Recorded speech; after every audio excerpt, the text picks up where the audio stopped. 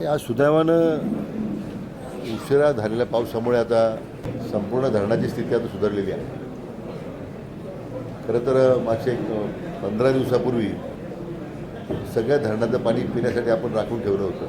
September 2026पर्यंत, नंतर मार्च 2027पर्यंत असा मी त्याची मुदत वाढ केली, कारण प्राथम्य पिण्याच्या पाण्यासाठी होतं. आता मात्र संपूर्ण धरणा क्षेत्रामध्ये सगळ्याच ठिकाणी पाऊस सुरू आहे. बहुतांशी धरणामध्ये 65-70% पुढे पाणी साठा तयार झालेलं आहे. तर माझं सिंचनाला पाणी आम्ही द्यायला सुरुवात केलेली आहे. परंतु हे करत असताना आपल्याला येणाऱ्या पावसाळ्यापर्यंत जून 27पर्यंत पाणी लागणार आहे. त्याचंही नियोजन आम्ही त्याच्यामध्ये ठेवलेलं आहे. विभागाची स्वतःची एक भौगोलिक परिस्थिती आहे. त्यामुळे त्या परिसराच्या किंवा विभागाच्या प्रमाणात आपण काही प्रकल्प आता घेतो आहे. पण प्रामुख्याने 2 गोष्टी आम्ही आता घेतलेल्या हातामध्ये.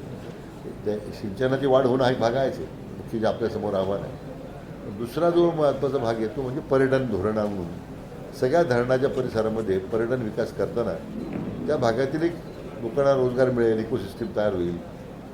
त्या पद्धतीने आता मी मोठ्या प्रमाणात ह्यावर्षी काम हाती घेतो आहे. आणि दुसरा म्हणजे फ्लोटिंग सोलर जे आहे, म्हणजे फ्लोटिंग सोलरमध्ये आता मोठं आव्हान आहे, कारण आता त्याची काही दर आहेत, त्याच्यामध्ये काही आता वेगळ्या विसंगती आहेत. परंतु फ्लोटिंग सोलरच्या माध्यमातून आज आमच्याकडे बरेच प्रस्ताव येत आहेत, ज्यामुळे धरणाचं जे बाष्पीभवन आहे ते आपल्याला कमी करता येईल आणि मग त्यातून महामंडळाला काही अतिरिक्त उत्पन्न मिळेल, आता असा प्रयत्न आहे. आणि तिसरं महत्त्वाचं की गाळ काढण्याचं धोरण आम्ही घेतलेलं आहे. बहुतेक ह्या पुढच्या महिन्या 2 महिन्यामध्ये निविदा निघतील बहुतेक धरणांच्या.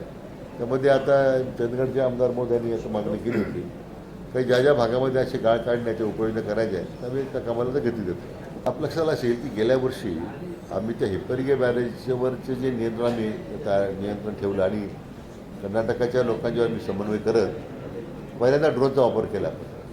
त्यामुळे गेल्या वर्षी पाऊस आल्याच्या नंतरही आणि हिप्परगे बॅरेज आम्ही कंट्रोल ठेवल्यामुळे त्यामुळे पुढे पुराची स्थिती अशी शहरामध्ये पाणीदारची निर्माण झाली नाही. सांगली असेल, कोल्हापूर असेल, तेच नियोजन आम्ही ह्यावर्षी करतोच आहे की ज्यामुळं पुरातून होणारं नुकसान आपल्याला जनतेचं लोकांचं टाळता येईल.